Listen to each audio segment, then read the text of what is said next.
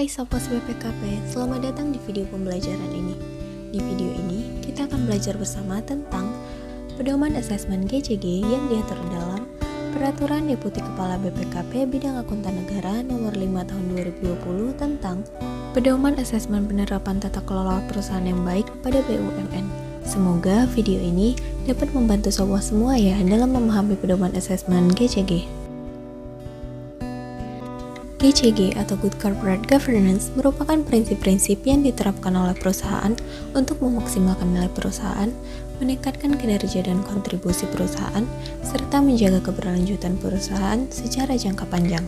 Dengan adanya penerapan GCG, maka pengelolaan sumber daya perusahaan dapat menjadi efisien, efektif, ekonomis, dan produktif.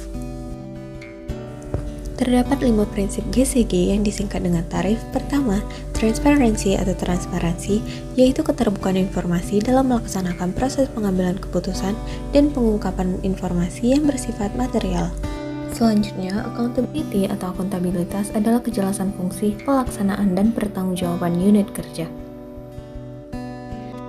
Ketiga, responsibility atau pertanggungjawaban, yaitu kesesuaian pengelolaan perusahaan terhadap peraturan perundang-undangan dan prinsip-prinsip korporasi yang sehat. Selanjutnya, independensi atau kemandirian, yaitu keadaan di mana perusahaan dikelola secara profesional tanpa benturan kepentingan dan pengaruh dari pihak lain. Fairness atau kewajaran, yaitu keadilan dan kesetaraan dalam memenuhi hak-hak pemangku kepentingan.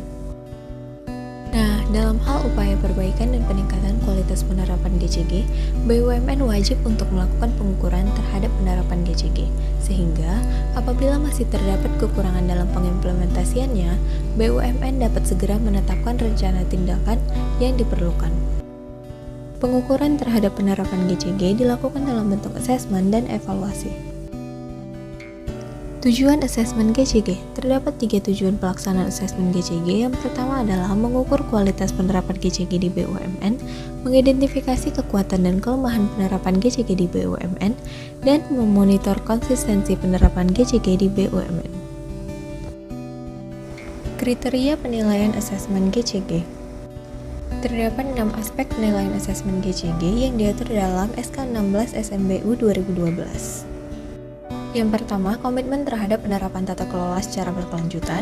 2. Pemegang saham dan RUPS atau pemilik modal. 3. Dewan komisaris atau dewan pengawas.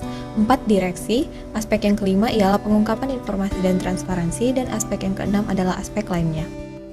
Kemudian, dalam setiap aspek, di bawahnya terdapat indikator, parameter, dan FUK atau faktor uji kesesuaian yang digunakan untuk menguji pemenuhan dari masing-masing aspek tersebut.